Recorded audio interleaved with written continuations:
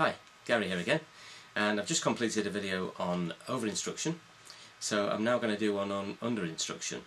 So I'll go through it in both phases as I did with the other one. And with the first phase, you've got to remember that you need to give a lot of help. It's no use expecting the pupil to be able to do things without that help, particularly in the new subject. So whatever the new subject is, you must give lots and lots of help. And that help needs to be at the right level. So the level of instruction needs to start off with guidance, and then to prompted, and then if possible move to independent. Although on first phase I would suggest that's going to be quite difficult to do. So you usually at the end of the first phase you'll be still guiding with some of it and prompting with some more of it. So you're not going to be fully independent on any other subject really. It's going to be still a bit of a mix of guidance and prompted towards the end, because you've not got that much time in which to teach it from scratch. So expect them to need a lot of help. As I've said in other videos, the examiner is going to be your worst pupil because they won't develop without that help, but they'll be your best pupil because they'll develop a lot quicker if they're given that help. So if your instruction starts off really tight and you're telling them exactly what to do and they're following it, they should get better a lot quicker than a real pupil would. So just to emphasise that again, give lots and lots of help on the first phase with the subject that you're going to be teaching, and make sure that it's guided to begin with. The other thing you need to think about is keeping control of other things apart from the subject. It is important that you've got control over the rest of the drive, and it's no use just assuming that they're going to take care of everything else and drive through everything else perfectly. Let's say for example you're going to teach a turn in the road. The drive to the site would need a bit of help here and there. It's not going to be just a case of you giving directions and expect them to drive there perfectly, because a real pupil would need a bit of help now and again. So the best way to tackle that with anything that isn't subject related is first of all try and find out, has the pupil dealt with it before? So parts of that you might know by what the subject is going to be. So for example, if it was going to be turning the road, the pupil will have moved off and stopped, for example, and they will have done junctions usually, but you could ask that in the recap. But if you know that they've done the whatever this thing is that you're coming to, they've dealt with it before, then you can prompt it. It could be over instruction if you guided through it, you see, or it would be under instruction if you said nothing. So the middle ground is prompt. So if they're coming to something for the first time that you've seen them come to it, let's take for example a parked car. First time you come to a parked car, you've never seen this pupil drive around a parked car before. You don't know if they can remember to check the mirrors or how much room they're going to give to the parked vehicle.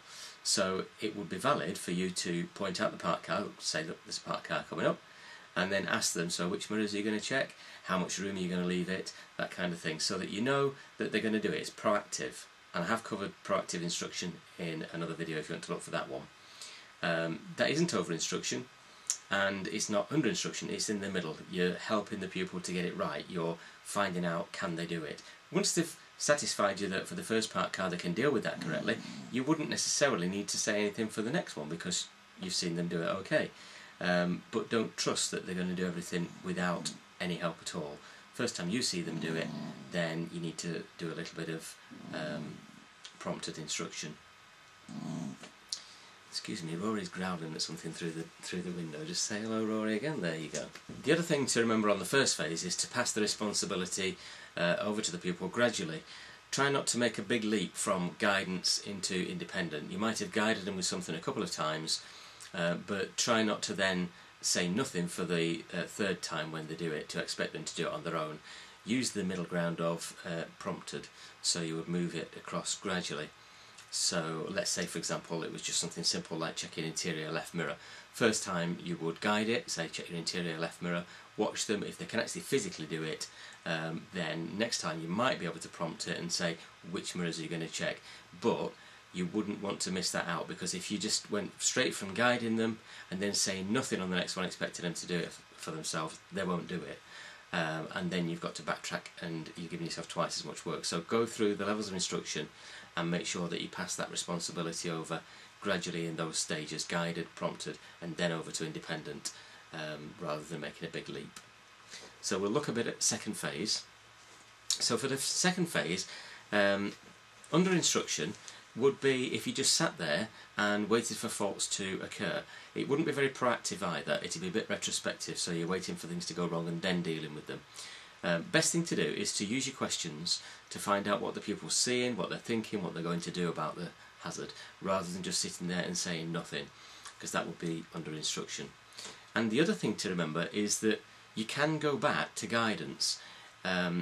If you've found a fault and that fault's habitual and it's something that the pupil needs to get out of the habit of doing, you will usually need to go back to guidance to get them into the correct habit.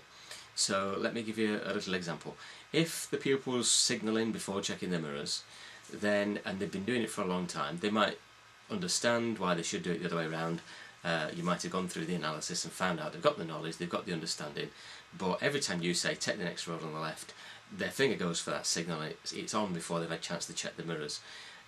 It would be necessary to go back to guidance to get them to do that and get them into the habit of it, and then pass the responsibility back gradually again, guided, prompted and back to independent. They will usually be able to do that quite quickly, that transition will happen quite quickly, but without the guidance you're going to struggle to correct that. It's no use just saying, well, next time do it right, and expect them to do it on their own without the guidance. It is sometimes necessary to give that guidance. And I'm also going to do a little video on the best techniques to use to prevent faults like that from occurring again, because using the right instruction is quite important to get the result you're looking for, and it can be quite frustrating when you think you're giving an instruction to correct something and it doesn't actually work. So have a look for the video on how to correct the faults. So that's basically about under instruction for both phases, first and second phase, and I hope that's helped. If you've got any questions, don't forget you can always write it down underneath, leave a comment, or if you want me to do any videos about anything in particular, just let me know. Thanks for listening.